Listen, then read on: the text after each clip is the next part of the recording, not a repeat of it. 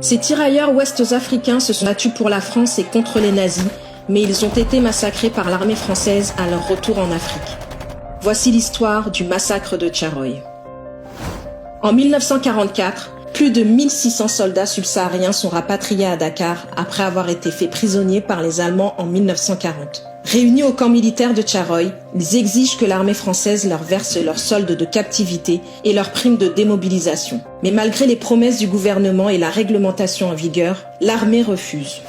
Le 1er décembre au matin, les responsables militaires réunissent les tirailleurs qui n'étaient pas armés sur l'esplanade. Selon plusieurs historiens, ils auraient alors tiré sur le groupe à balles réelles à l'aide d'une automitrailleuse. Bilan, 35 morts et 35 blessés selon le gouvernement.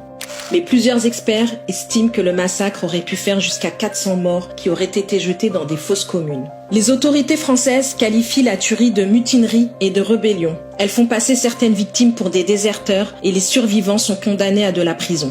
En 2014, 70 ans plus tard, le président François Hollande s'est rendu à Tcharoy où il a reconnu une répression et remis certains documents militaires. Les événements qui ont eu lieu ici en décembre 1944 sont tout simplement épouvantables, insupportables. Je voulais réparer une injustice et saluer la mémoire d'hommes qui portaient l'uniforme français et sur lesquels les Français avaient retourné leurs fusils. Ce fut la répression sanglante de Tcharoy.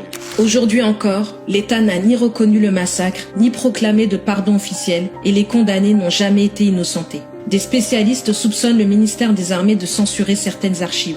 En avril 2021, le gouvernement français a été pour la première fois condamné par la justice à verser des indemnités à Biram Senghor, fils de l'une des victimes. Mais un pourvoi a été déposé devant le Conseil d'État.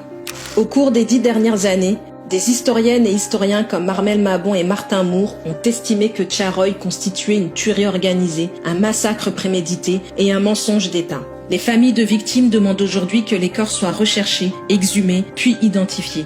Elles souhaitent également obtenir la mention mort pour la France, un procès en révision et la solde qu'auraient dû percevoir leurs proches.